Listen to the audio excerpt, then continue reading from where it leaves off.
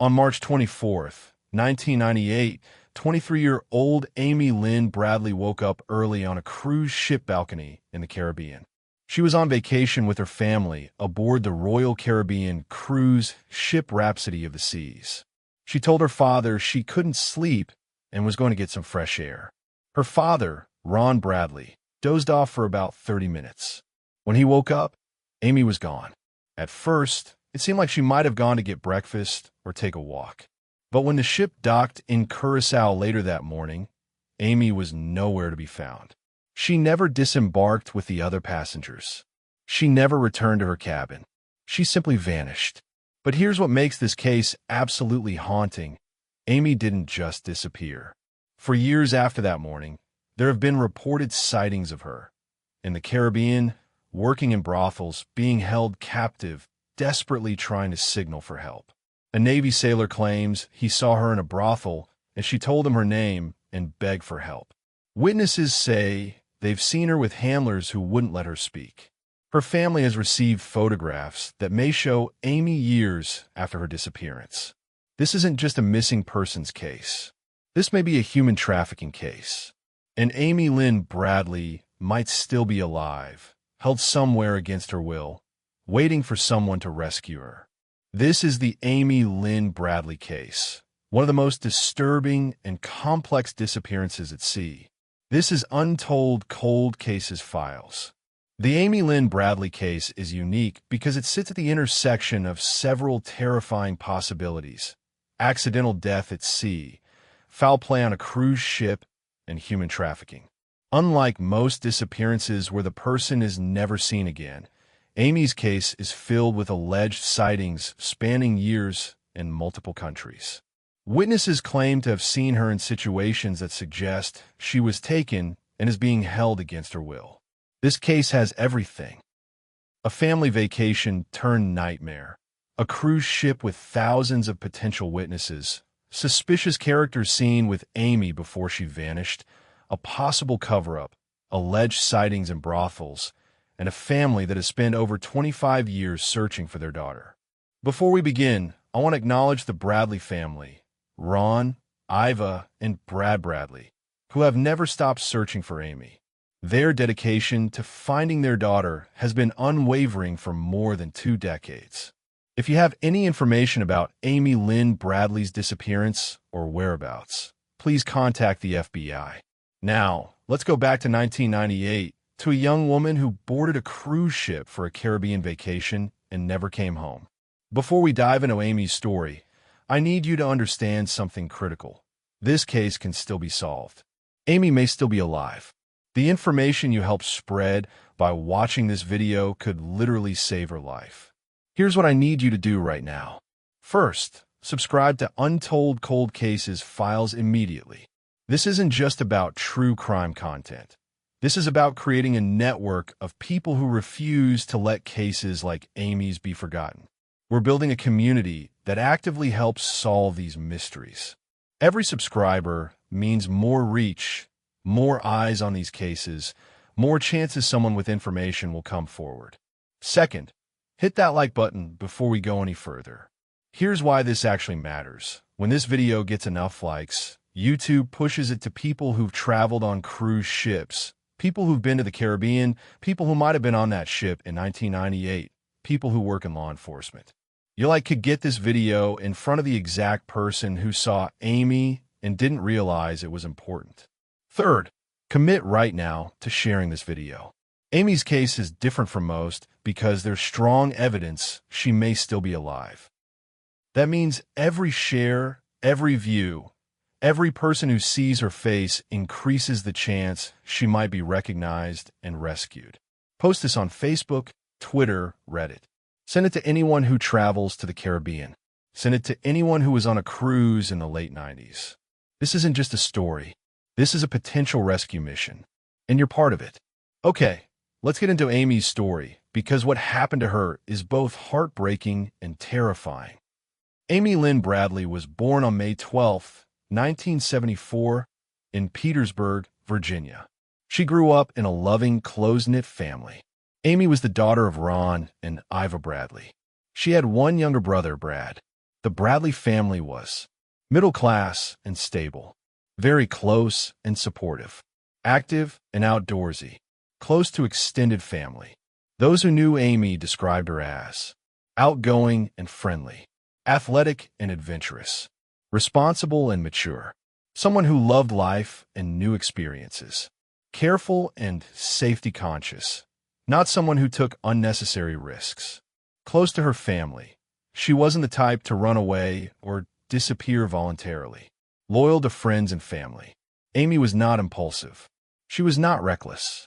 She was a responsible young woman who made good decisions. This is important for potential sightings. Height, 5 feet 7 inches. Weight, around 120 pounds. Hair, brown, shoulder length in 1998. Eyes green. Distinctive features. Several tattoos. A Tasmanian devil on her left shoulder blade. A sun with a green lizard on her lower back. A blue and yellow Chinese symbol on her right ankle. A gecko lizard on her navel. Athletic build. Amy was a trained lifeguard and strong swimmer. Education and career. By 1998, Amy was 23 years old and had built a life she was proud of. She had graduated from Longwood University in Virginia in 1995. She earned a degree in physical education. She was working as a computer technician, a good job with prospects. She was independent, living her own life, but remained very close to her family. She had friends, hobbies, and a full life. In early 1998, Amy was doing well. She had a good job. She was in a relationship, though details are limited in public records. She had no financial problems. She had no legal troubles. She had no known enemies. She was happy and looking forward to the future. There is absolutely nothing in Amy's life that would suggest she had any reason to disappear voluntarily. In early 1998, the Bradley family decided to take a cruise vacation together. This was meant to be a celebration, a family vacation to spend quality time together. Ron and Iva's anniversary celebration, a chance to relax and enjoy the Caribbean. They booked a cruise on the Rhapsody of the Seas, a Royal Caribbean cruise ship. The Rhapsody of the Seas. The Rhapsody of the Seas was a large cruise ship. Capacity, over 2,000 passengers. Crew, around 700 to 800 staff members. Launched, 1997, relatively new ship in 1998. Amenities, multiple restaurants, bars, pools, entertainment venues, casino. Typical Caribbean cruise experience. The Bradley family's cruise plans. The cruise itinerary was: departure, March 21st, 1998, from San Juan, Puerto Rico. Stops, various Caribbean islands, including Aruba, Curacao. Duration, 7 days. Return, late March 1998. The family was excited. It was supposed to be a fun, relaxing vacation. They had no idea it would become a nightmare. On March 21st, 1998, the Bradley family boarded the Rhapsody of the Seas in San Juan. Ron Bradley, father. Iva Bradley, mother. Amy Lynn Bradley, 23 years old. Brad Bradley, younger brother, around 21 years old. They were assigned a cabin with a balcony. The cabin had sleeping areas for all 4 family members. A balcony overlooking the ocean. Standard cruise ship amenities. The first few days of the cruise were normal and enjoyable. Activities. The family spent time together. They went to meals together. They attended shows and entertainment. They explored the ship. They enjoyed the ports of call. Everything was going exactly as planned. Amy's behavior. Amy was having a great time. She was relaxed and happy. She participated in activities. She spent time with her family. She also made some friends on the ship. Nothing seemed wrong. An important detail, the band. During the cruise, there was a band performing on the ship. The band was called Blue Orchid. Some sources say different name, but this is commonly referenced. The band members were ship entertainers, young men around Amy's age, playing at various venues on the ship. This band becomes very important to the story because Amy and her family saw the band perform multiple times. Amy and her brother Brad danced and socialized near where the band was playing. Amy was seen talking with members of the band. One band member in particular, Yellow, his nickname, real name Alistair Douglas, seemed to take an interest in Amy. Yellow was one of the band members, and witnesses later reported he was seen talking with Amy multiple times during the cruise.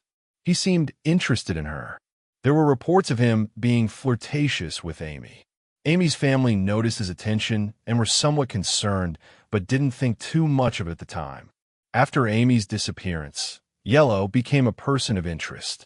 March 23, 1998, was Amy's last full day on the cruise. Let's reconstruct this day carefully because the events of this day and night may hold clues to what happened. Daytime, March 23rd. The ship was at sea, cruising toward the next port, Curacao. The Bradley family spent time together as usual. Amy was in good spirits. Nothing unusual happened during the day. Evening, March 23rd. The family had dinner together. After dinner, Amy and Brad went to the ship's disco/nightclub area. They were dancing, socializing, having fun. The band Blue Orchid was performing. Amy was seen dancing and enjoying herself. Late night, March 23rd into early morning, March 24th. This is where things get important. The exact timeline varies slightly depending on sources, but here's the generally accepted sequence. Around 11 p.m., midnight, Amy and Brad were still in the disco area. They were dancing, having drinks. Both were of legal drinking age. Amy was seen talking with Yellow and possibly other band members. Witnesses later reported seeing Yellow being very attentive to Amy. Around 12:30 to 1 a.m., Brad noticed Yellow was getting very close to Amy. Yellow had his arms around Amy at one point. Brad approached and interrupted, concerned about the band members' intentions. Brad asked Amy if she was okay and if she wanted to go back to the cabin. Amy said she was fine, but would come back to the cabin soon. Around 1 to 2 a.m., Amy was still in the nightclub area. She was still talking with Yellow and the band. The family has stated they wish Brad had insisted Amy come back to the cabin at this point, but he didn't want to be overprotective. Around 3 to 3:30 a.m., Brad went back to the family cabin to sleep. Amy stayed in the nightclub area. Around 3:30 to 4 a.m., Amy returned to the family cabin. She went to sleep. The entire family was now in the cabin together. At this point, Amy was safe. She was with her family. She had made it back to the cabin. Everything seemed fine, but in just a few hours, everything would change forever. Let's talk more about the environment on cruise ships and why they can be dangerous, especially for young women traveling. Cruise ships present unique challenges. International waters. When a cruise ship is in international waters, it's not under the jurisdiction of any single country. This creates legal gray areas for crimes. Investigation becomes complicated. Different laws apply depending on the ship's registry and location. Thousands of people. A cruise ship is like a floating city with thousands of strangers. It's easy to blend in. It's easy for someone to go unnoticed. Witnesses may not come forward because they don't realize what they saw was important. Crew members. Hundreds of crew members from various countries. Varying background check standards. Some crew members may have criminal histories. Access to all areas of the ship. Able to move around without suspicion. Alcohol. Cruises typically involve a lot of drinking. Judgment can be impaired. People may not remember details. Victims may be more vulnerable. The ocean.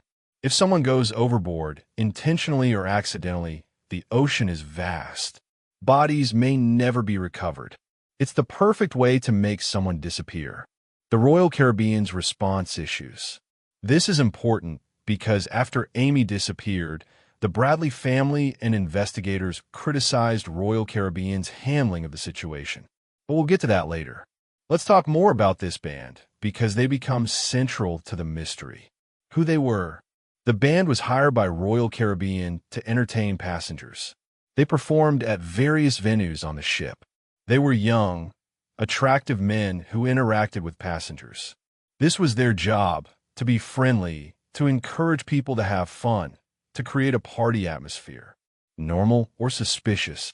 It's normal for cruise ship entertainers to be friendly with passengers. It's normal for there to be flirtation and socializing. But the level of attention Yellow paid to Amy and what happened after she disappeared raised serious questions. After Amy disappeared, the band members, particularly Yellow, became persons of interest. There were reports that Yellow and others were seen behaving suspiciously after Amy vanished. Some witnesses claimed to have seen Amy with Yellow after she supposedly disappeared. The FBI investigated the band members. Yellow, Alistair Douglas, has denied any involvement and has never been charged. The night of March 23rd to 24th, what we know. Let's create a detailed timeline of Amy's last known hours. March 23rd, 1998, 10 p.m. Amy and Brad are in the disco/nightclub area of the ship. They're dancing, having fun. The atmosphere is lively. Lots of people. Loud music, drinks flowing. The band Blue Orchid is performing. 11 p.m. Amy is seen dancing. Yellow from the band is seen talking with Amy. They appear to be having a friendly conversation. Nothing seems concerning yet. 11:30 p.m. Brad notices Yellow is paying a lot of attention to Amy. Yellow has his arms around Amy at one point. Brad approaches and asks Amy if everything is okay. Amy says she's fine. She's just talking with the band. Midnight. Amy is still in the nightclub. She's dancing, socializing. She appears to be having a good time. But Yellow continues to be very close to her. 12:30 to 1 a.m. Brad is getting tired and wants to go back to the cabin. He asks Amy if she's coming. Amy says she'll come back soon. She wants to stay a bit longer. Brad later said this was one of his biggest regrets, not insisting she come with him. 1 to 1:30 a.m. Brad leaves the nightclub and goes back to the family cabin. Amy stays behind. She is last seen by Brad in the nightclub area, still with people from the band. 1:30 bis 3:30 Amy's whereabouts during this time are not fully accounted for. She was presumably still in public areas of the ship. No family members were with her during this time. This is a critical window. What was Amy doing? Who was she with? 3:30 bis 4:00 Amy returns to the family cabin. She's safe. She's back with her family. Ron Bradley later stated he briefly woke up when Amy came in. Amy seemed fine, tired but fine. She got in her bed and went to sleep. 4:00 bis 5:30 Everyone in the Bradley family cabin is asleep. Amy is in her bed. Ron, Iva, and Brad are sleeping. The cabin door is closed. All seems well. But sometime between 5:30 a.m. and 6 a.m. on March 24th, 1998, something happened. And when Ron Bradley woke up around 6 a.m., Amy was gone. Now we come to the most critical hours, the hours when Amy vanished. Let's go through this carefully, minute by minute if possible. 5 to 5:30 a.m., March 24th, 1998. Ron Bradley, Amy's father, was a light sleeper. He later told investigators. He woke up around 5 to 5:30 a.m.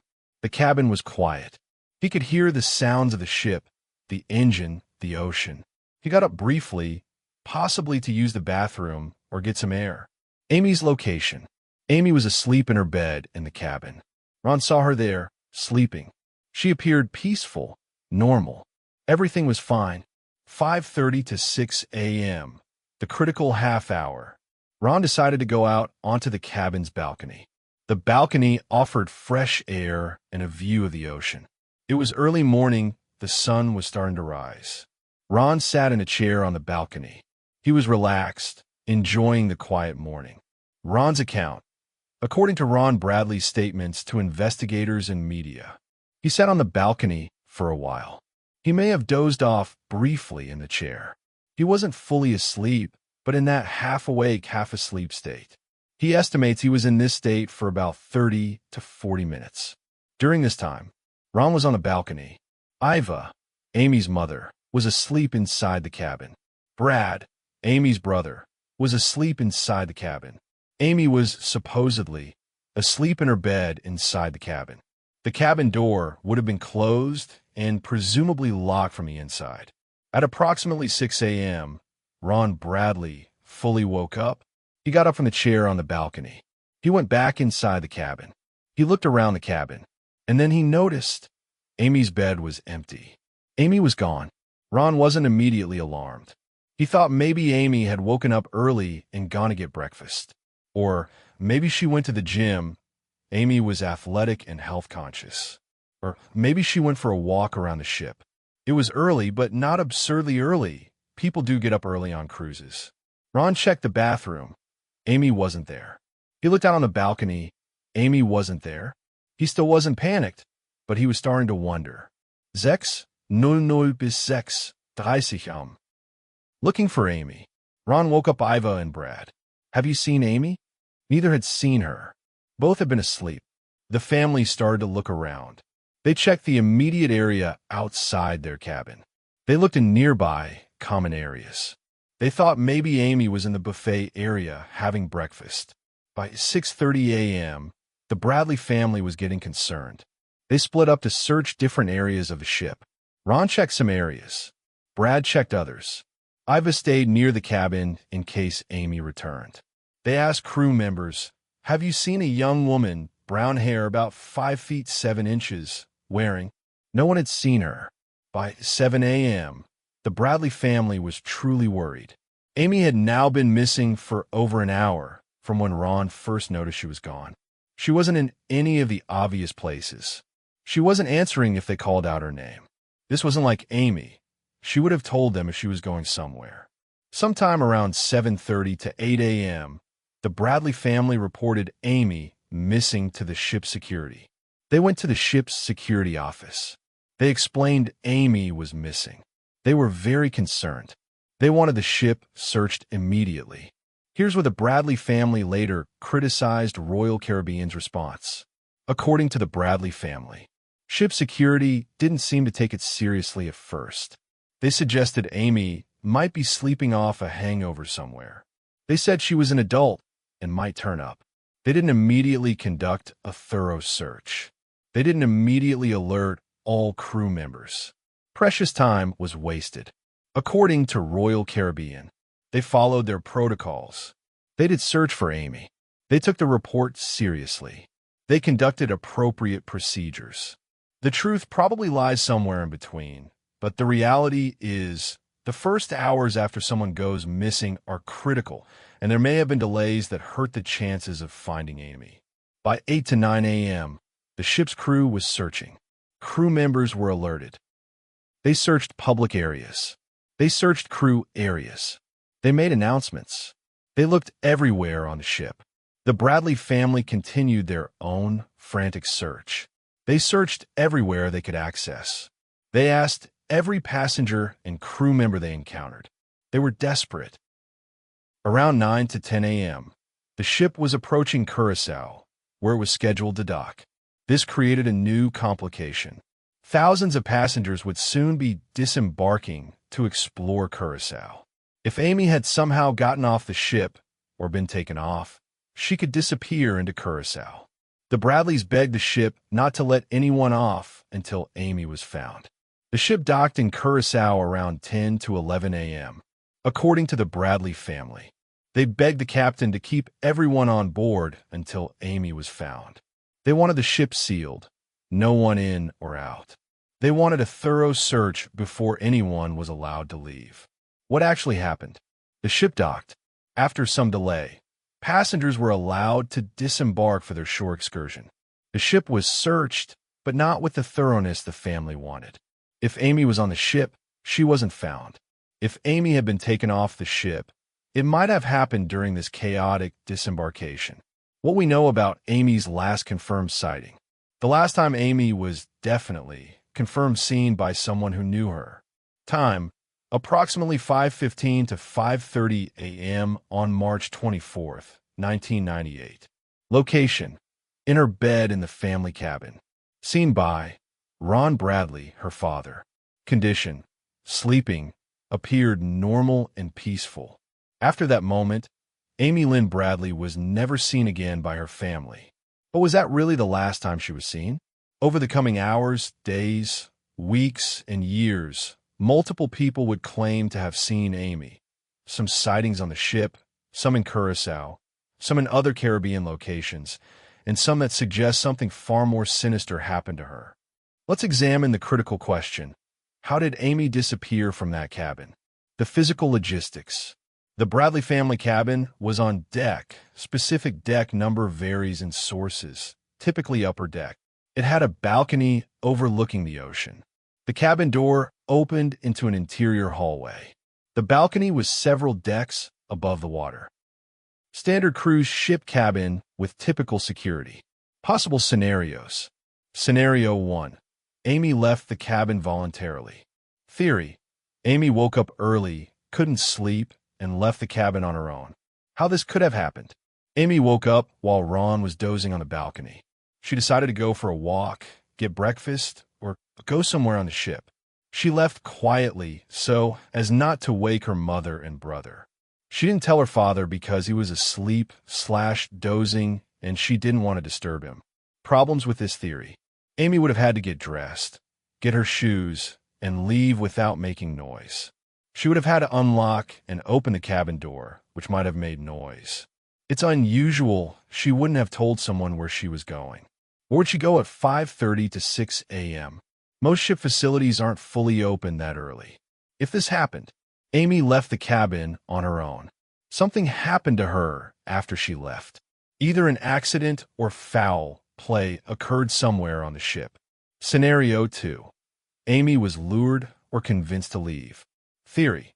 Someone came to the cabin, or Amy received a message that convinced her to leave. How this could have happened. Someone knocked on the cabin door. Amy answered, trying not to wake her family. The person, maybe Yellow or someone else from the band, convinced her to come out. Maybe they said they wanted to talk, watch the sunrise, have coffee, etc. Amy, thinking it was harmless, left with them. Alternative. Someone slipped a note under the door. Amy saw it, read it, and decided to go meet whoever sent it. Problems with this theory. Would Amy really leave her cabin at 5:30 to 6 a.m. to meet someone? Would she leave without telling anyone? Wouldn't Ron have heard a knock on the door or heard Amy leaving? If this happened, Amy left voluntarily but was deceived. Once she left the cabin, she was vulnerable. Whoever lured her out had bad intentions. Scenario 3. Amy was taken from the balcony. Theory. While Ron was dozing on the balcony, someone accessed the cabin via the balcony and took Amy. How this could have happened. Someone climbed from a neighboring balcony or from a deck above/below. They entered the cabin through the balcony door. They woke Amy and either forced or convinced her to leave. They took her out via the balcony or via the cabin door. Ron, dozing, didn't notice. Problems with this theory. Balcony-to-balcony access is difficult and dangerous. It would require athletic ability and planning. It seems unlikely Ron wouldn't notice someone entering the balcony area. How would they get Amy out without her screaming or fighting? If this happened, it suggests premeditation and serious criminal intent. It would have required planning and knowledge of the cabin layout. It suggests Amy was specifically targeted. Scenario 4. Amy went overboard, accident or suicide. Theory. Amy somehow went overboard from the ship. Accidental. Amy left the cabin on her own. She went to a railing or deck area. She accidentally fell overboard. Suicide. Amy was depressed. No evidence of this. She jumped from the ship. Problems with this theory. Amy was a strong swimmer. If she fell, she might have been able to survive for a while. No evidence Amy was suicidal. No evidence Amy was near a railing or overboard area. The ship would have had railings and safety measures to prevent accidental falls. If this happened, Amy's body would likely never be recovered from the ocean. The case would be a tragic accident rather than a crime. But the later sightings suggest Amy didn't go overboard. Scenario 5. Amy was taken by someone with access to the cabin. Theory: a crew member or someone with a key card accessed the cabin and abducted Amy. How this could have happened? Crew members have access to cabins for cleaning, maintenance, etc. Someone with a master key or access card entered the cabin. They woke Amy, or she was already awake. They forced her to leave, possibly with threats or a weapon. They took her to another part of the ship. Problems with this theory: risky to enter a cabin with 4 people in it. Ron was on a balcony. Wouldn't he have heard or noticed? How would they get Amy out without her resisting? If this happened, it suggests someone on the crew or with ship access was involved. It suggests Amy was specifically targeted. It suggests human trafficking or serious criminal intent. What the FBI and investigators believe. Based on the investigation, here's what seems most likely to investigators. Amy left the cabin voluntarily or semi-voluntarily. Either she went out on her own for innocent reasons, or someone lured her out, possibly Yellow or someone else. Once Amy left the cabin, she was vulnerable. Whatever happened occurred somewhere on the ship. Either she had an accident, or she encountered someone with bad intentions. The evidence suggests foul play. Amy's belongings were left in the cabin: purse, ID, clothes. She was wearing only light clothing, likely nightwear or casual clothes. She didn't pack anything. This doesn't look like a planned disappearance. The later sightings suggest human trafficking. Multiple witnesses claim to have seen Amy after March 24, 1998. These sightings suggest she was taken and is being held. This shifts the case from missing person to kidnapping/human trafficking. After Amy was reported missing, the ship was searched. Areas searched: all public areas, restaurants, lounges, pool decks, etc. Crew areas, storage areas, mechanical areas, lifeboats, everywhere accessible on the ship. What was found? Nothing. No sign of Amy anywhere. No evidence of struggle. No clothing. No personal items. Nothing. What this means: either Amy was never on the ship after she disappeared, she was taken off somehow, or Amy was hidden in an area that wasn't thoroughly searched, or Amy went overboard, but the later sightings contradict this. The disembarkation in Curacao. When the ship docked in Curacao, chaos ensued. Thousands of passengers wanted to disembark. The ship's crew needed to unload and prepare for port activities. The Bradley family was frantically searching and demanding action. The problem: if Amy was taken off the ship during this time, she could have been taken into Curacao. Curacao is a small island, but it has connections to other Caribbean islands and South America. If someone wanted to traffic Amy, this would have been the opportunity. Once off the ship and into Curacao, the trail goes cold. What the Bradley family wanted: the ship to be sealed, no one in or out. A thorough search of every inch of the ship. All passengers and crew to be accounted for. Curacao authorities to be immediately involved. What actually happened? There were delays, communication issues between the ship, Royal Caribbean, and local authorities. Eventually, passengers were allowed to disembark. The window of opportunity to find Amy on the ship or prevent her from being taken off the ship was lost. In the hours and days after Amy's disappearance, Royal Caribbean conducted searches, interviewed passengers and crew, cooperated with authorities to varying degrees depending on who you ask. Local authorities in Curacao began an investigation, searched parts of the island, interviewed people. The FBI got involved because Amy was an American citizen who disappeared in international/Caribbean waters. Began investigating, interviewed the Bradley family extensively, interviewed crew members and passengers, focused on persons of interest, particularly Yellow and other band members. The Bradley family stayed in Curacao to search for Amy, distributed flyers with Amy's photo, offered rewards for information, refused to give up.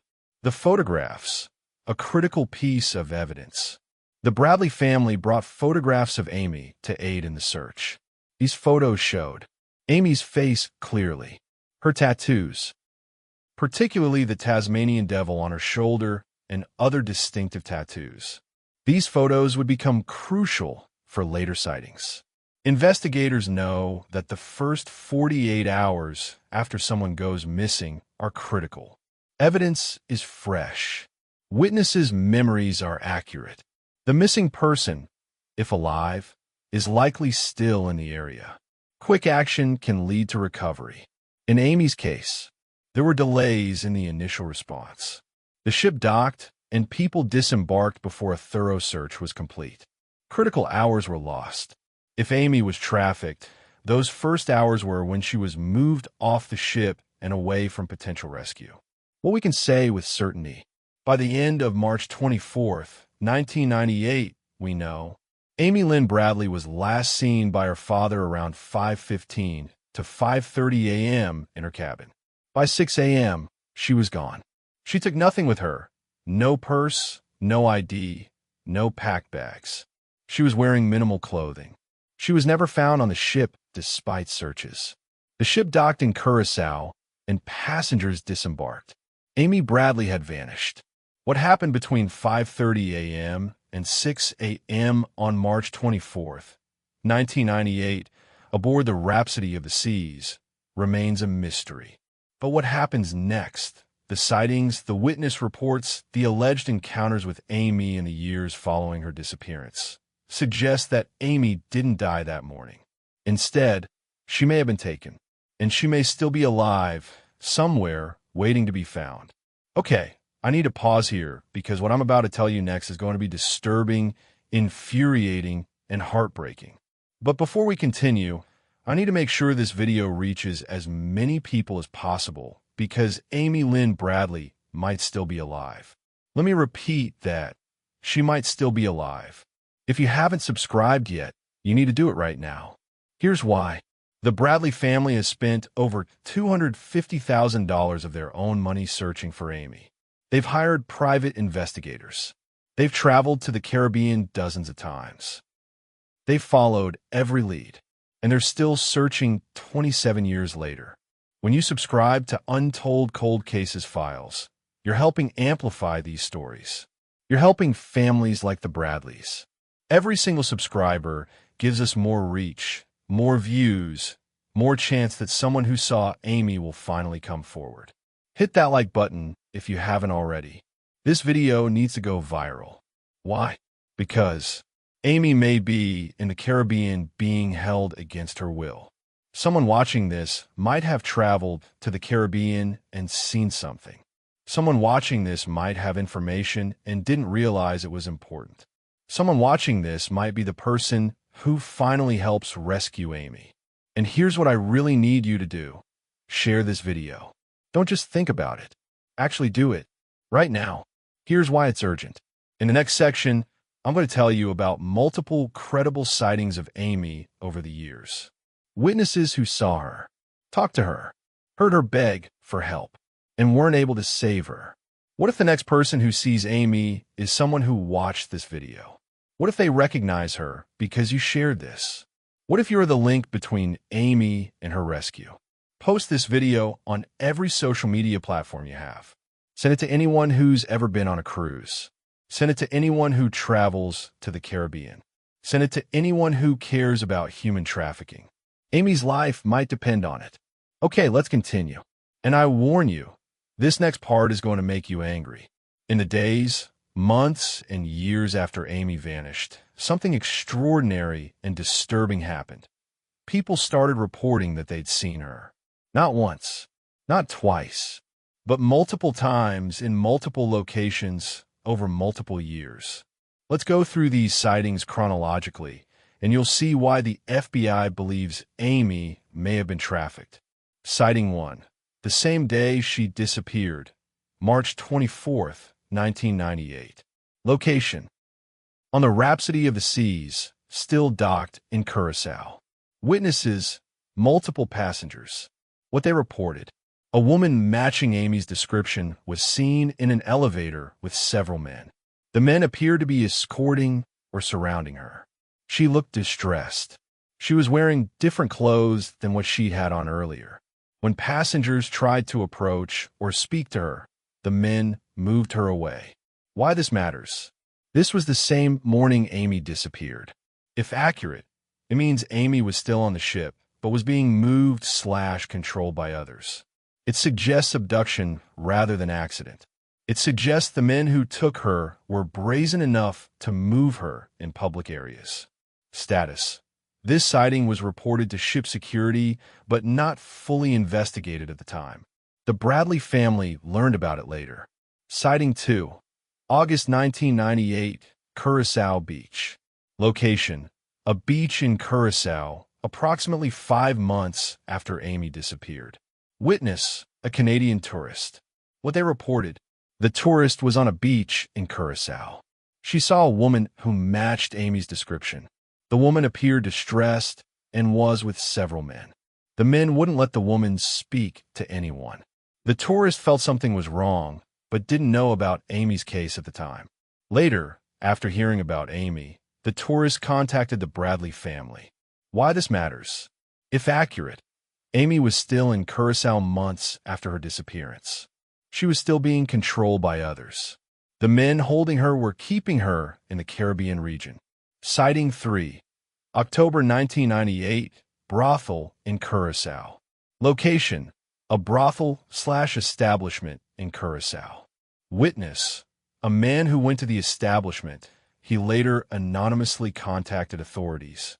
What they reported. The witness saw a woman in the brothel who matched Amy's description. He specifically noticed her tattoos, which matched Amy's. The woman appeared drugged or sedated. She had a dazed, distant look. She was being controlled by handlers. The witness didn't realize this was Amy until later when he saw missing person reports. Why this matters? This sighting suggests Amy was being forced into sex work. It explains why she couldn't escape. She was being held in a controlled environment. It suggests human trafficking. The tattoos are key. Amy had very distinctive tattoos that would be hard to fake. Bradley family response. The Bradley family received this report and immediately traveled to Curacao. They hired private investigators. They searched. They visited establishments. But they couldn't find Amy. Sighting 4. 1999, U.S. Navy sailor in Curacao. Location, a brothel in Curacao. Witness, David Carmichael, a U.S. Navy sailor. This is one of the most significant and credible sightings. What happened? In 1999, David Carmichael was a U.S. Navy sailor whose ship docked in Curacao. He and some fellow sailors went into town and ended up at a brothel/bar. Carmichael's account. He was approached by a woman at the establishment. The woman appeared to be a sex worker. But something was off. She seemed scared, not like the other women there. She looked at Carmichael desperately. She leaned in close to him and whispered, "I'm Amy Bradley. I'm from Virginia. Please help me." Before Carmichael could react, men rushed over. They pulled the woman away. She said, "Please help me," again as she was dragged away. The men were aggressive and told Carmichael to leave. Carmichael, shocked and uncertain, left. Why Carmichael didn't act immediately? He was in a foreign country. He was with the military and didn't want to cause an international incident. He wasn't sure if what he saw was real or if the woman was playing some kind of trick. He was scared of the men who took her away. What Carmichael did? He returned to his ship. He couldn't stop thinking about the encounter. Months later, he saw a missing person report about Amy Lynn Bradley. He immediately recognized her as the woman he'd seen. He contacted the FBI. He contacted the Bradley family. He gave detailed statements and has maintained his story for over 20 years. Why this sighting is credible. Carmichael is a U.S. Navy sailor, a credible, traceable witness. He had no reason to lie. He gave specific details.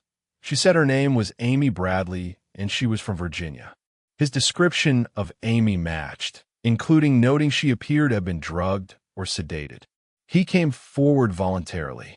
He has been consistent in his story. The FBI takes his accounts seriously. The Bradley family's response. This sighting devastated and energized the family. It meant Amy was alive, at least in 1999. It meant she was being held in sex trafficking. It meant she was in Curacao. It meant there was still hope of finding her.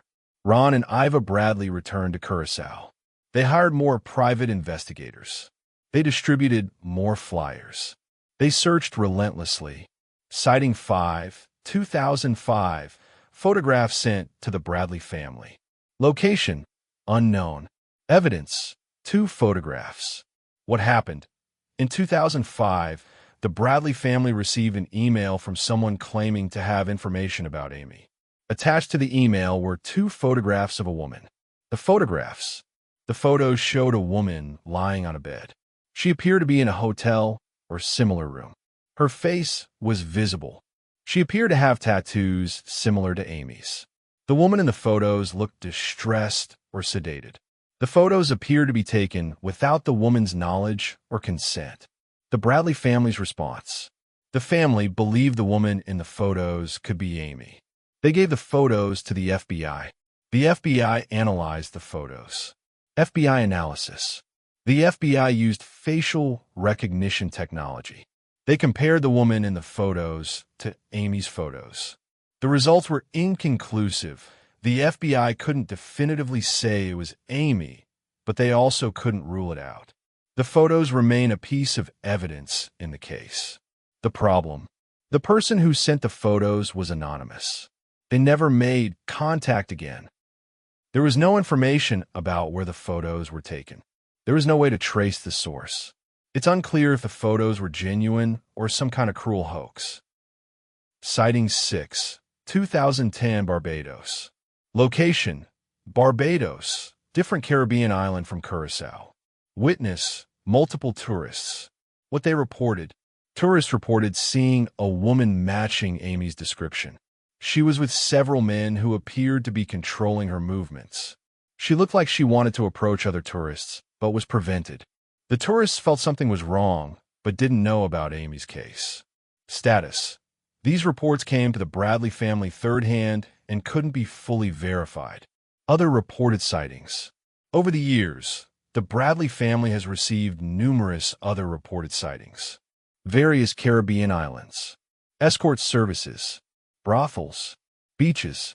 Tourist areas. The pattern.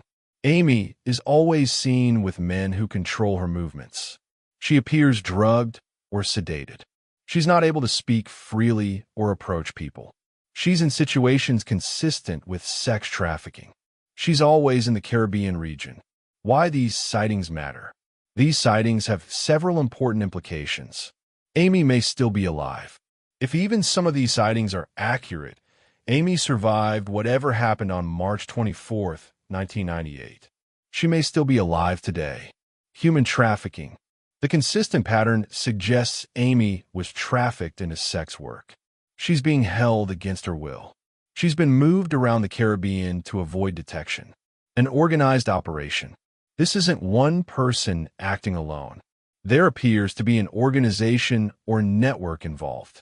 They have the resources to hold someone for decades. They're brazen enough to move her through public spaces. Amy wants to be found. In multiple sightings, Amy allegedly tried to communicate with people. She told David Carmichael her name and asked for help. She appears to be looking for opportunities to escape or signal for help. Why hasn't Amy been rescued? This is the most frustrating question. If there have been multiple sightings, why hasn't anyone been able to rescue Amy? The problems. Jurisdiction. The Caribbean involves multiple countries. Each island has its own laws and law enforcement. Coordination is difficult. Corruption exists in some areas. Proof. Sightings are reports, not proof. By the time investigators arrive, Amy has been moved. Without physical evidence or an exact location, it's hard to act. The nature of trafficking. Victims are moved frequently. They're kept hidden. They're controlled through drugs, threats, and violence. Traffickers are experienced at evading law enforcement. Resources. The Bradley family has spent hundreds of thousands of dollars searching, but they're not law enforcement. They can't raid buildings or make arrests. They're dependent on cooperation from local authorities. Fear. Witnesses are often afraid to come forward.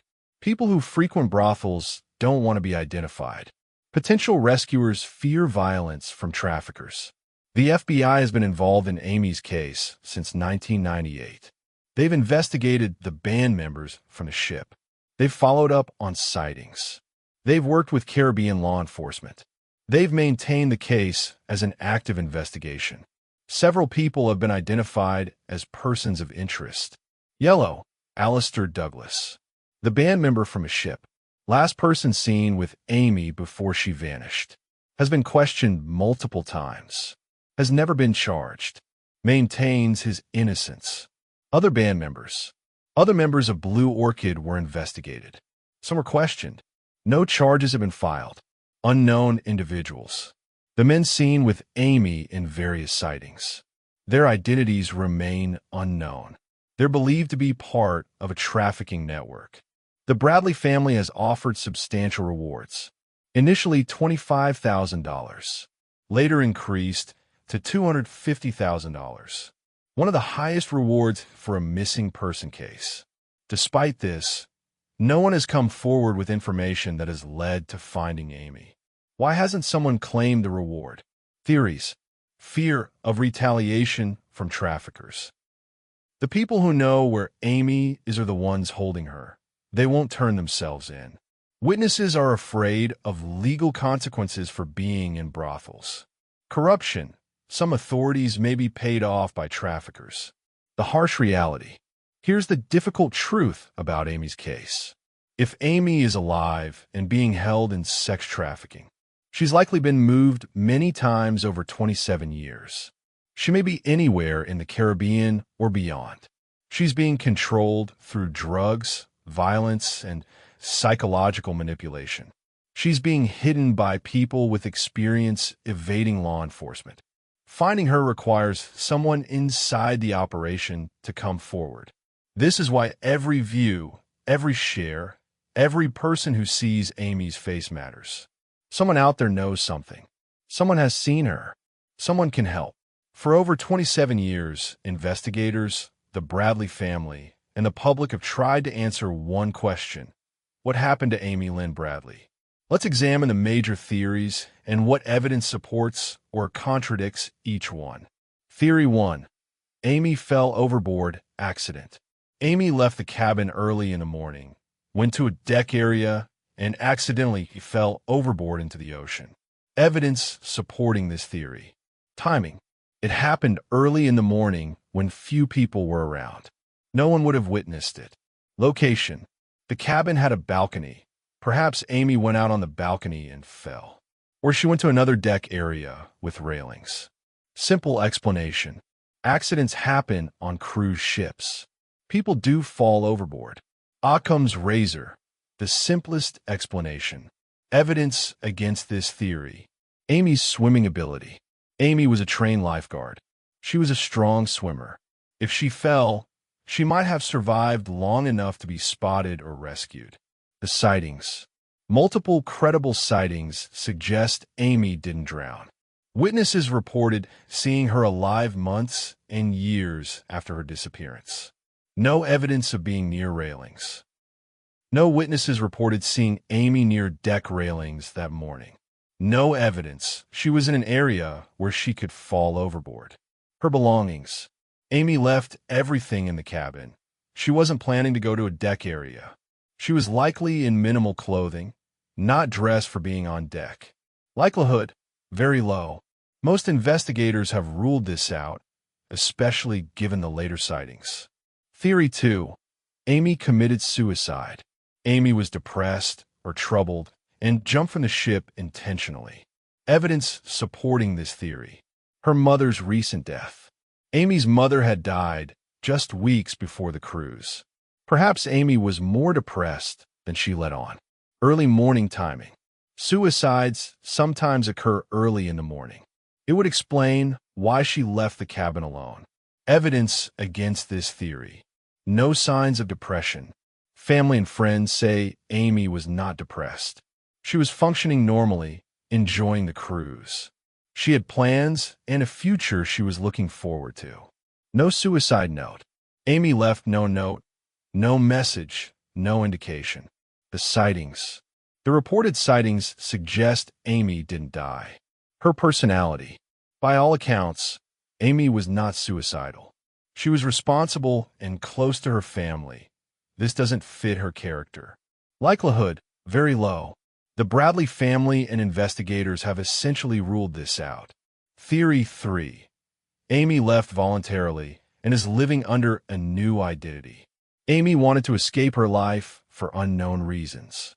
She used the cruise as an opportunity to disappear and start fresh somewhere. Evidence supporting this theory. She left the cabin.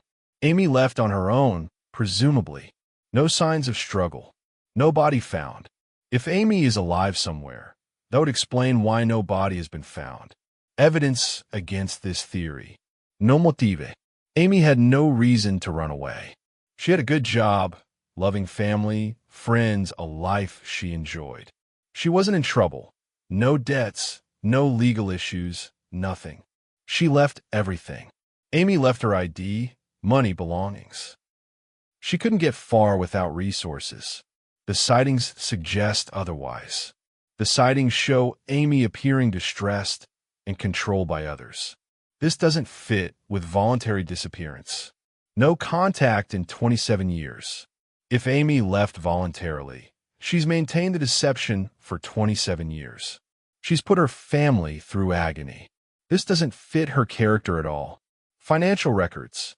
No use of credit cards, no bank account activity. No use of her social security number. Living completely off the grid for 27 years is nearly impossible. Likelihood, extremely low. Almost everyone rejects this theory. Amy had no reason to disappear voluntarily. Theory 4. Amy was murdered on the ship. Amy was killed by someone on the ship, possibly Yellow, or another crew member. Her body was disposed of at sea. Evidence supporting this theory. Yellow's attention. Yellow was very interested in Amy. He was seen with her multiple times. Perhaps an encounter turned violent. Opportunity. The ship provided opportunities for violence. Many isolated areas. Easy to dispose of a body overboard. No body found. If Amy was murdered and thrown overboard, her body would never be recovered. The ocean is vast. Evidence against this theory. The sightings. Multiple credible sightings suggest Amy is alive. David Carmichael's account is particularly credible. The 2005 photographs possibly show Amy alive. No evidence of violence. No blood. No signs of struggle found anywhere on the ship. No forensic evidence. What would be the motive? A random encounter that turned violent? Why would Yellow or anyone else murder Amy? Likelihood, low to medium.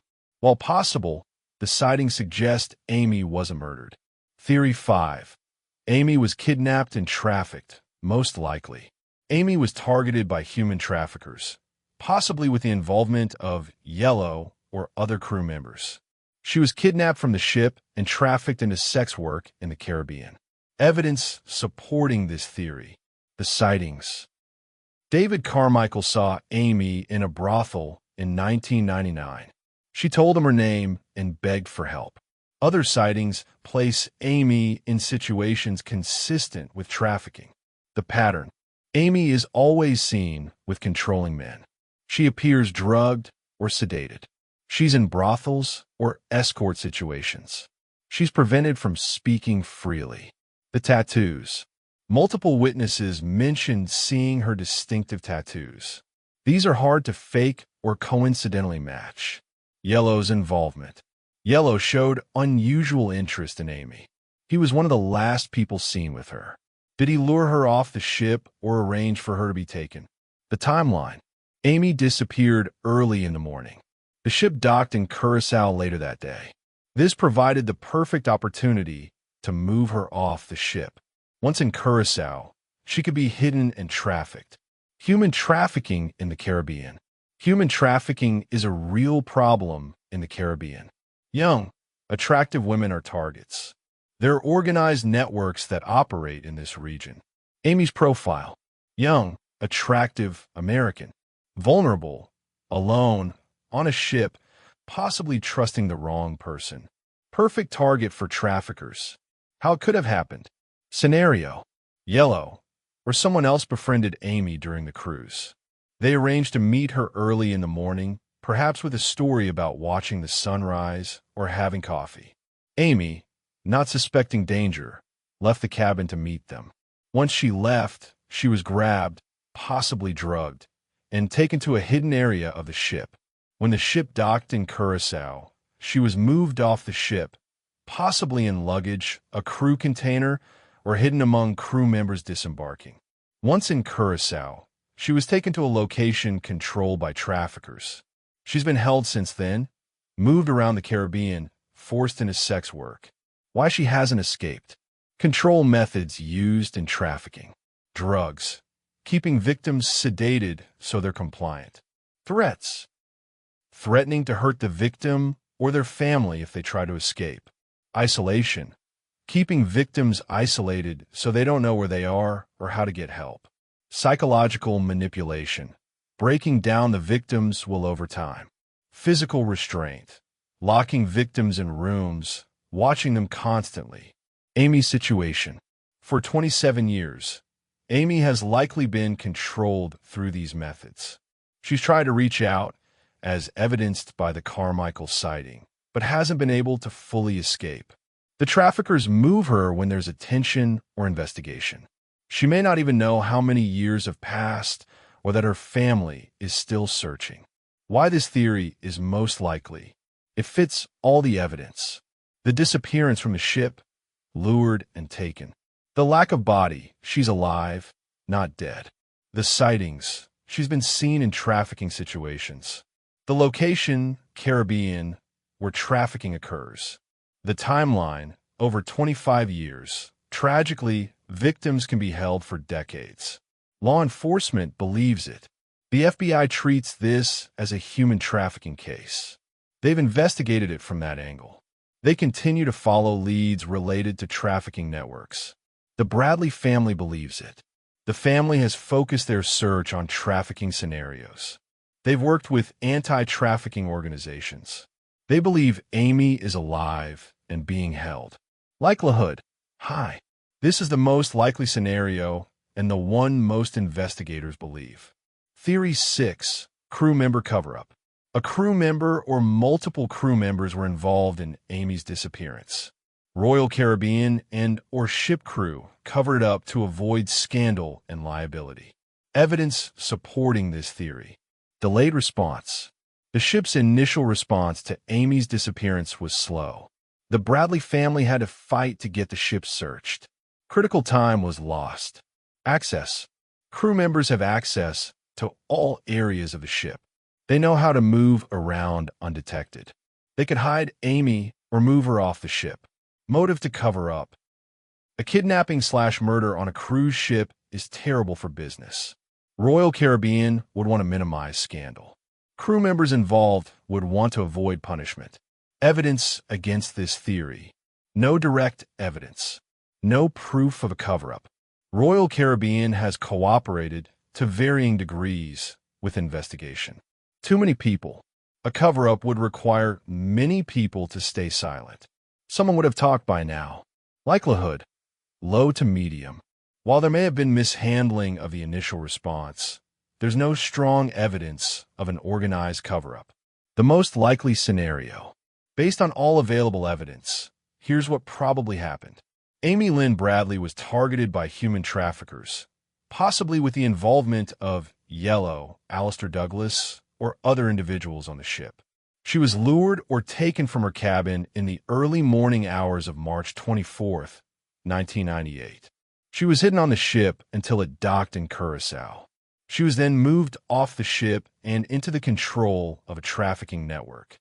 She has been held in the Caribbean region for over 27 years, forced into sex work, and moved between locations to avoid detection.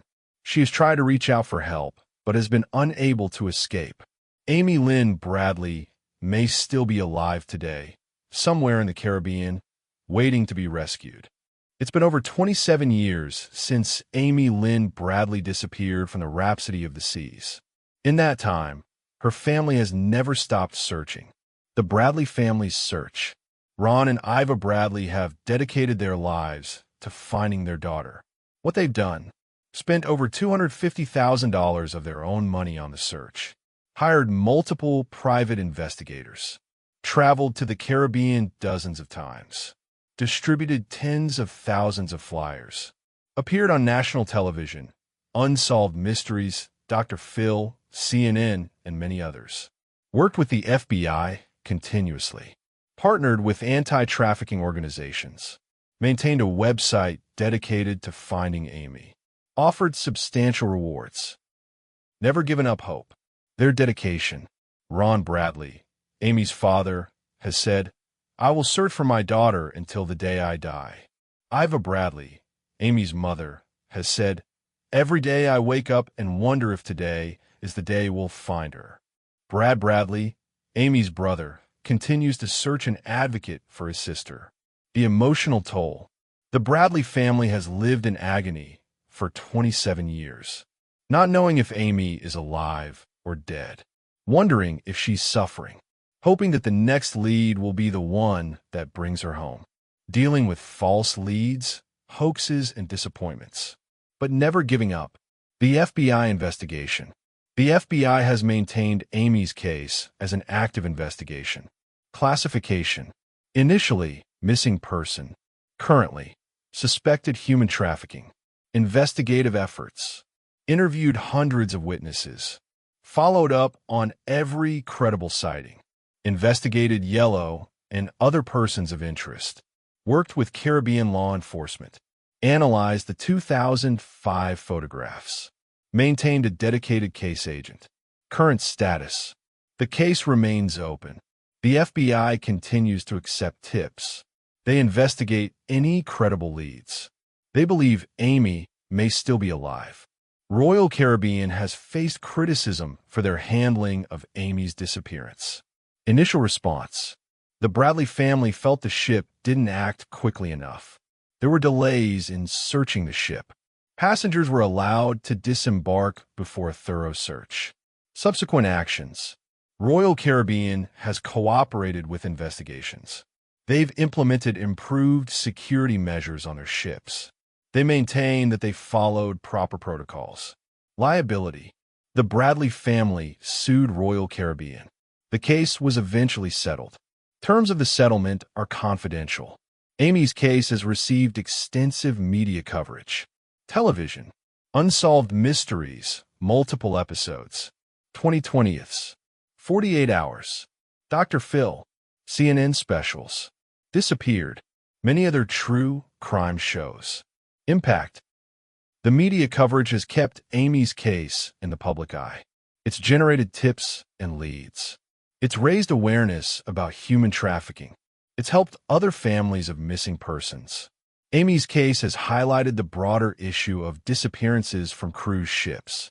Statistics. Dozens of people go missing from cruise ships every year. Many cases are never solved. The international nature of cruises complicates investigations. Changes. Amy's case has led to some improvements in cruise ship security. Better surveillance systems. Improved protocols for reporting missing persons. Increased awareness. Amy's case has become a focal point for human trafficking awareness. The reality. Human trafficking is a multi-billion-dollar criminal enterprise. Hundreds of thousands of people are trafficked globally every year. Many victims are held for years or decades. The Caribbean is a known trafficking hub. Amy as a symbol. Amy's case shows that trafficking can happen to anyone. It can happen to educated, responsible, middle-class people. It can happen on a family vacation. It's not just something that happens somewhere else to other people. Where the case stands today, 2025. As of 2025, 27 years after Amy's disappearance. Official status. The case is open with the FBI. Classified as suspected human trafficking. Active investigation continues. The Bradley family. Still searching. Ron and Iva are now in their 70s to 80s. They have aged dramatically from the stress and grief. But they refuse to give up. They hope to find Amy before they die. Amy today. If alive, Amy is now 50 years old. She's been held for 27 years, over half her life.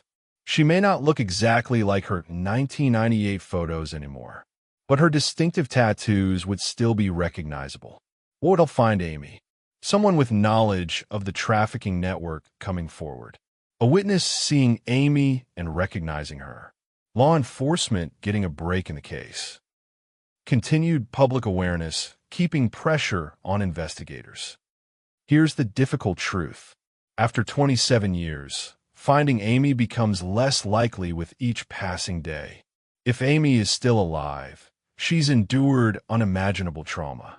Rescue would be just the beginning. She would need extensive support. The people holding her have evaded justice for nearly 3 decades. They're experienced, connected, and skilled at hiding victims. But there's still hope. Despite the passage of time, trafficking victims have been rescued after decades. New technology and investigative methods offer possibilities. Public awareness can generate new leads. Someone out there knows something. Amy might still be waiting to be saved. Lessons from Amy's case. 1. Cruise ship safety. Never travel alone on a cruise. Stay with your group. Be aware of who's paying attention to you. Don't trust strangers, even ship entertainers. Report suspicious behavior. 2. Human trafficking awareness. Trafficking happens in tourist destinations. Victims can be anyone, any age, race, class. Traffickers target vulnerable people in vulnerable moments. If you see something suspicious, report it. 3. The importance of immediate action. The first hours after someone goes missing are critical. Don't delay reporting. Demand thorough searches and investigation immediately. Don't assume the person will turn up on their own. 4. Never give up. The Bradley family's determination is inspiring. They've never stopped searching for 27 years. Their advocacy has helped other families. They've raised awareness about trafficking. They've shown that love doesn't give up. A message to Amy. If by some miracle, Amy Lynn Bradley sees this video or someone shows it to her. Amy, your family has been searching for you for 27 years. Your parents have dedicated their lives to finding you. Your brother has never stopped looking. You're loved. You're wanted. You are not forgotten. If you can find a way to reach out, please do. If you can leave a sign, make a call, get a message to someone, do it. There are people who will help you. There are organizations that rescue trafficking victims. There is a way out. And to your family, they will never stop searching. They will never stop loving you. They want you home. A message to anyone with information. If you're on the Rhapsody of the Seas in March 1998, if you've traveled to the Caribbean and seen someone who might be Amy, if you work in law enforcement in the Caribbean, if you have any information about human trafficking networks, if you know anything about what happened to Amy Lynn Bradley, please come forward. You can contact FBI 1-800-CALL, FBI 1-800-225-5324. National Center for Missing and Exploited Children 1-800-THELOST1 800-843-5678. Amy Lynn Bradley website, AmelianNBradley.com. Anonymous tips. You can report anonymously. The Bradley family is offered a $250,000 reward for information leading to Amy's safe return. This is not a small amount. This is life-changing money, and it's yours if you help bring Amy home. If you're afraid of retaliation, protection can be arranged. If you're afraid of legal consequences for visiting brothels or other activities, immunity can often be negotiated. What matters is bringing Amy home. To the people holding Amy. If the people who took Amy, who have held her all these years, somehow see this, you have a chance to do the right thing. You've held this woman for 27 years. You've put her family through unspeakable agony. You've committed terrible crimes. But you can end this. You can let her go. You can allow her to be found. You can make an anonymous tip about where she is. Yes, there will be consequences for what you've done. But letting her go is the first step toward any kind of redemption. And it's the right thing to do. To law enforcement in the Caribbean. This case has been open for 27 years. Amy Lynn Bradley was an American citizen who was likely trafficked into your region. Her family has cooperated, offered rewards, and done everything they can. We need your help. We need resources dedicated to finding Amy and dismantling the networks that took her. We need justice for Amy and for all the victims of trafficking in the Caribbean. Amy Lynn Bradley was 23 years old when she disappeared. She was on vacation with her family. She was happy, healthy, excited about life. She had dreams and plans and people who loved her. On March 24th, 1998, all of that was taken from her. For 27 years, Amy has been missing. For 27 years, her family has been searching. For 27 years, justice has been denied. But the case is not closed. Amy may still be alive. There is still hope. And as long as there is hope, we cannot give up. Somewhere in the Caribbean, or perhaps somewhere else by now, there may be a woman who was once Amy Lynn Bradley. She may be in her 50s now. She may look different than she did at 23. But she still has those distinctive tattoos. She still has green eyes. She still has a family that loves her desperately. And she's still waiting to be found. For Amy. For Ron and Iva, who have searched for 27 years. For Brad, who lost his sister. For every victim of human trafficking. For justice. The search continues. The case remains open. And the question remains, where is Amy Lynn Bradley? And maybe, just maybe, you can help answer that question. Before we end this investigation, I need to talk to you about something crucial. This isn't just another true crime video. This is potentially a rescue mission. Amy Lynn Bradley may still be alive. Let me repeat that. She may still be alive right now. That means every single person who watches this video and shares it increases the chance that Amy will be recognized, reported, and rescued. So here's what I need you to do, and I need you to actually do it, not just think about doing it. Action number 1. Subscribe to Untold Cold Cases Files right now. Click that subscribe button. Here's why it's not just about supporting a YouTube channel. When this channel grows, we can partner with law enforcement agencies more effectively. We can travel to locations to investigate cases in person. We can hire experts to analyze evidence.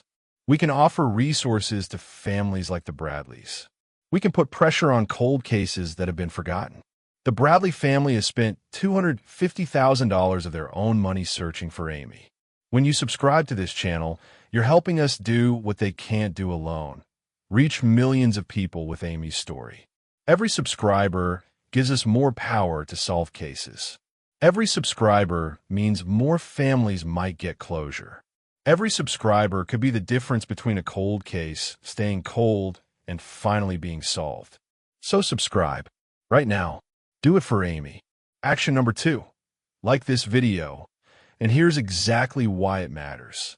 YouTube's algorithm is simple. Videos with high engagement get pushed to more people. When you like this video, YouTube shows it to people who searched for cruise ship disappearances, people who live in the Caribbean, people who travel frequently, people interested in human trafficking, people who were in the Caribbean in 1998, people who might have been on that cruise ship. One of those people might be the person who's seen Amy. One of those people might work in law enforcement in Curacao. One of those people might have information they didn't realize was important. Your like could literally lead to Amy's rescue. Think I'm exaggerating? I'm not.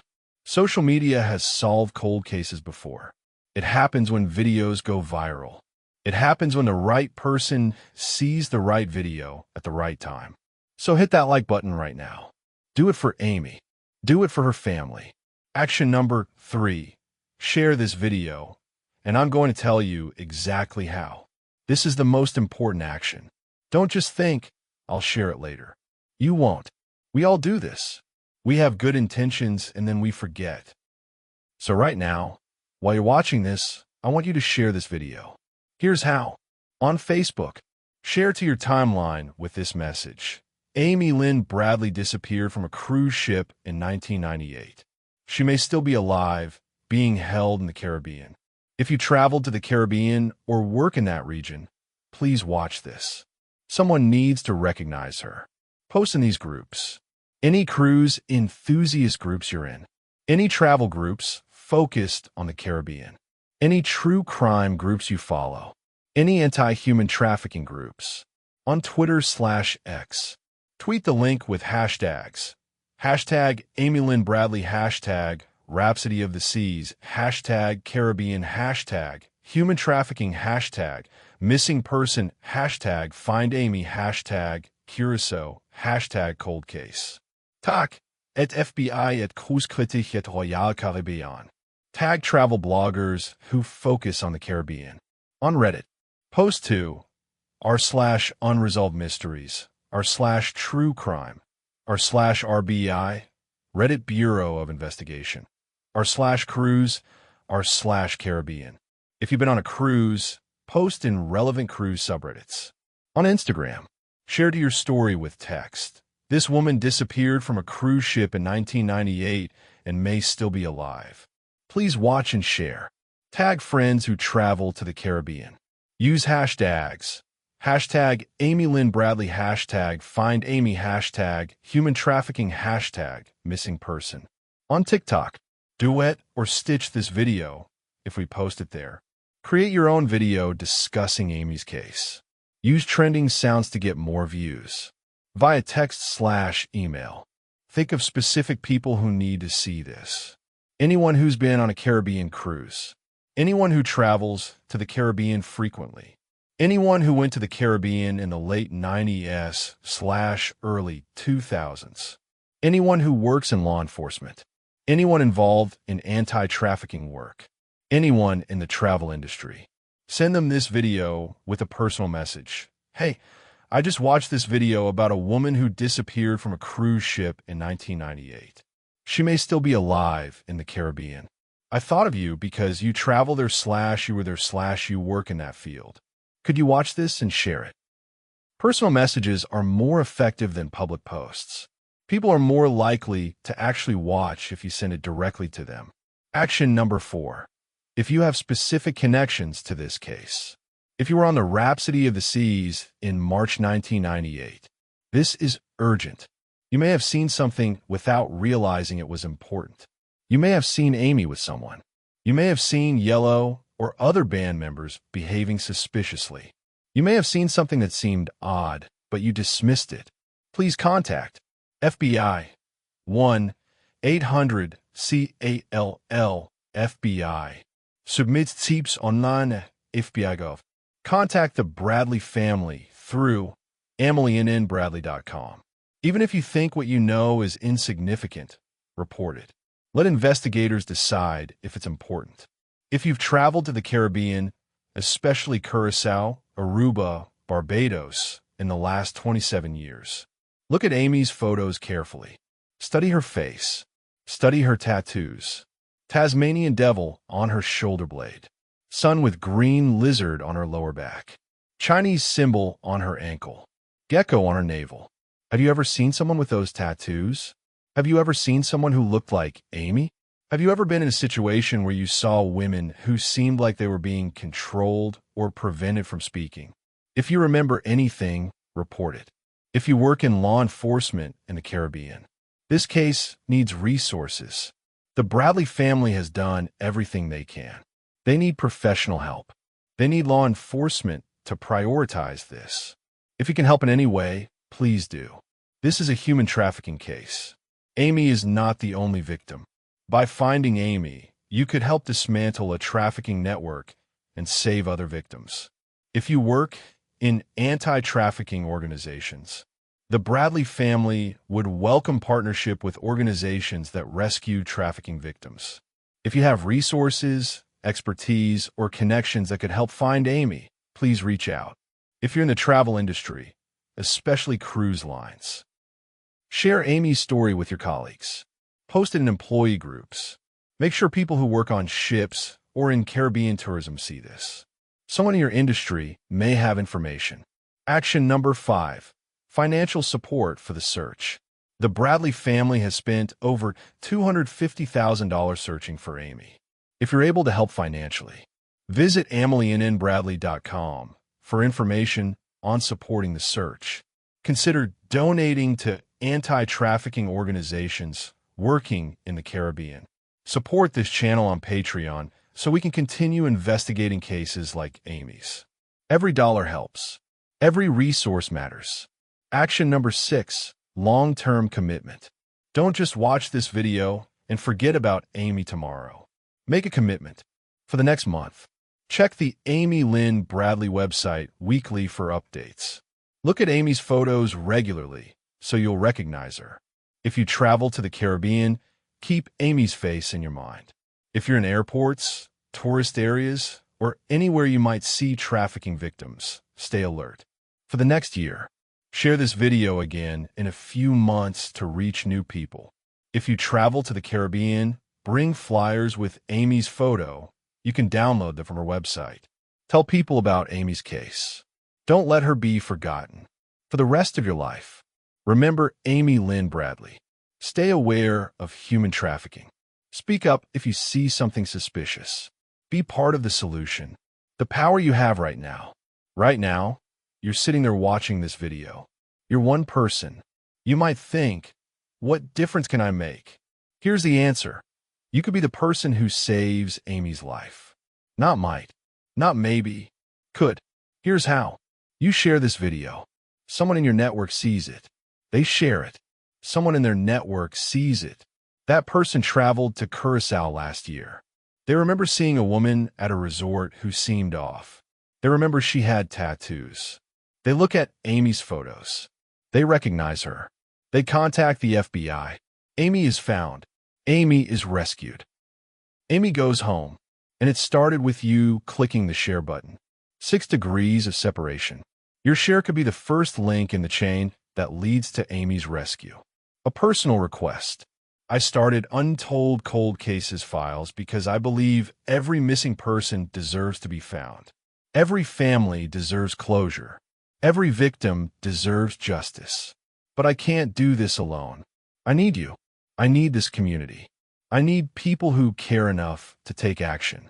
So I'm asking you personally, will you help find Amy Lynn Bradley? Will you subscribe so we can keep telling these stories? Will you like this video so it reaches more people? Will you share this video so someone with information might finally see it? Will you be part of the solution? I believe you will. I believe that's why you watched this whole video. I believe you care. Now show it through action. What's next on Untold Cold Cases Files? Next week, we're covering another disturbing case. The disappearance of a young woman who vanished from her apartment in broad daylight. Her neighbors heard her screaming, but by the time police arrived, she was gone. No signs of struggle. No evidence of what happened. Just gone. Make sure you're subscribed so you don't miss it. Thank you for spending the last 50 minutes with me learning about Amy Lynn Bradley. Thank you for caring about a young woman who was taken from her family 27 years ago. Thank you for being part of the community that refuses to let these cases be forgotten. But most importantly, thank you for taking action, because that's what's going to make the difference. This is Untold Cold Cases Files, where every missing person matters. Every case deserves justice, and every family deserves answers.